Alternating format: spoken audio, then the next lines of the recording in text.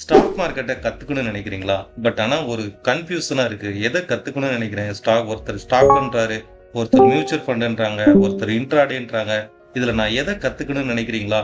இந்த ஒரு 3 விஷயத்த மட்டும் கிளாரிட்டியா தெளிவுபடுத்திக்கோங்க.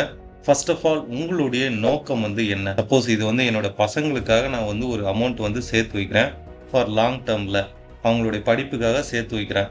இல்ல என்னோட ரிட்டையர்மெண்ட்டுக்காக அடுத்து ஒரு 10 to 15 இயர்ஸ்ல ஒரு நல்ல வெல்த் கிரியேஷன் பண்ணுறதுக்காக நான் சேர்த்து வைக்கிறேன் அப்படின்னு நினச்சிங்கன்னா, நீங்கள் லாங் டேர்ம் வெல்த் கிரியேஷன் நீங்கள் கற்றுக்க வேண்டியது இண்டெக்ஸ் ஃபண்டை பற்றி. இண்டெக்ஸ் ஃபண்டு எப்படி ஒர்க் ஆகும், அதில் எப்படி ட்ரேட் பண்ணுறது, அதே மாதிரி மியூச்சுவல் ஃபண்ட் எஸ்ஐபினா என்ன, எப்படி டைவர்சிஃபிகேஷன் பண்ணுறது, அதே மாதிரி பாண்ட்னா என்ன, கவர்மெண்ட் பாண்ட், கார்ப்பரேட் பாண்டில் எப்படி இன்வெஸ்ட் பண்ணுறது, இந்த மாதிரி லாங் டேர்ம் வெல்த் கிரியேஷனை பற்றி இந்த 3 செக்மெண்ட்டையும் நீங்கள் கற்றுக்கிட்டீங்கன்னா நீங்கள் லாங் டேர்மில் ஒரு செக்யூர்டான ஒரு வெல்த் கிரியேஷனாக இருக்க முடியும், சேஃபாக இருக்க முடியும்.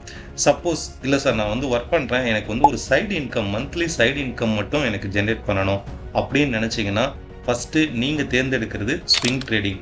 ஒரு நல்ல ட்ரெண்டிங்கில் இருக்கக்கூடிய ஸ்டாக்ஸில் 10 to 20% எப்படி கொடுக்கும், அதுக்கு எப்படி டெக்னிக்கலாக நம்ம லேர்ன் பண்ணணும், அதை முதல்ல தெரிஞ்சுக்கோங்க.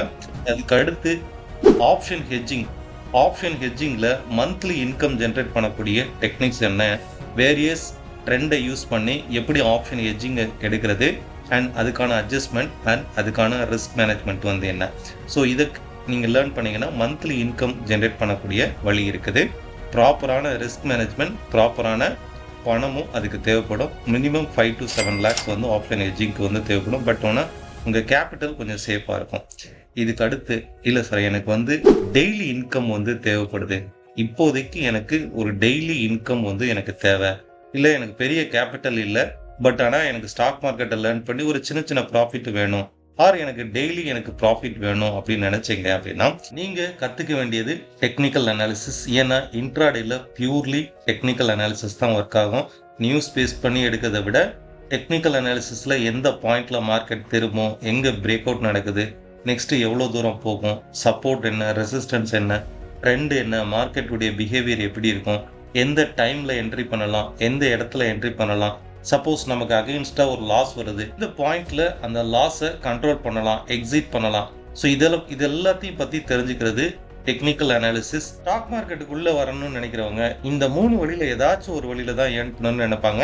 ஸ்டாக் மார்க்கெட்டை இவ்வளோ ஈஸியாக குயிக்காக லேர்ன் பண்ண முடியுமா அப்படின்ற மாதிரி ஒவ்வொரு வீடியோலையும் அடுத்தடுத்த பிகினர் சீரியஸ் வீடியோவாக நம்ம மேக் பண்ண போகிறோம். இது பிகினர் சீரியஸ் வீடியோஸ் நம்பர் 1.